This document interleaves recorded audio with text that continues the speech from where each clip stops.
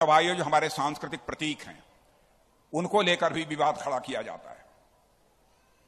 जो हमारे भारत की सांस्कृतिक अस्मिता से जुड़े हुए हमारे प्रतीक हैं, चिन्ह हैं, उनको भी लेकर विवाद खड़ा किया जाता है। आपको यह जानकारी प्राप्त होगी, G20 यानी दुनिया के ऐसे देशों का एक सम्मेलन यहां पर होने जा रहा है जो कि दुनिया की 85% से अधिक की अर्थव्यवस्था पर अपना होल्ड रखते हैं। दुनिया की 85% अर्थव्यवस्था के ऊपर जिनका एक प्रकार से होल्ड है, कब्जा है, ऐसे सारे बड़े बड़े देशों का एक सम्मेलन है, G20 कहते हैं, वह भारत में होने जा रहा है। और उस सम्मेलन के लिए हमारे प्रधानमंत्री ने एक लोगो जारी किया और उस लोगो में एक कमल का फूल बना हुआ था। कमल का फूल देखते हुए लोगों ने हंगामा खड़ा कर दिया और उन्होंने कहा कि यह कमल का फूल तो भारतीय जनता पार्टी का चुनाव चिन्ह है। बहनों भाइयों, आरोप लगाने की भी एक हद होती है, कोई एक सीमा होती है, जबकि सच्चाई है, मैं आपको भी बतलाना चाहता हूं, कमल का फूल भारत की सरकार ने ही 1950 में ही अपना राष्ट्रीय पुष्प घोषित कर दिया था, नेशनल फ्लावर घोषित कर दिया था।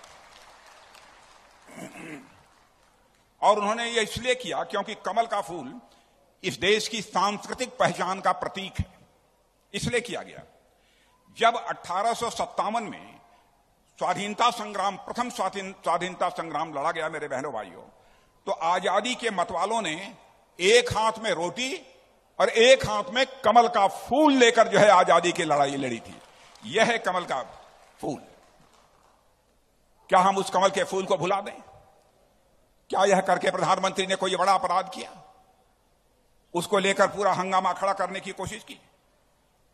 अब किसी पार्टी का चुनाव चिन्ह है, इसलिए कमल के फूल को हमको छोड़ देना चाहिए? उसे राष्ट्रीय पुष्प, नेशनल फ्लावर की मान्यता उसकी रद्द कर देनी चाहिए? यदि किसी राजनीतिक पार्टी का चुनाव चिन्ह पंजा है तो क्या इस पंजे को काट देना चाहिए? पंजे का भी शब्द प्रयोग करना ही नहीं चाहिए।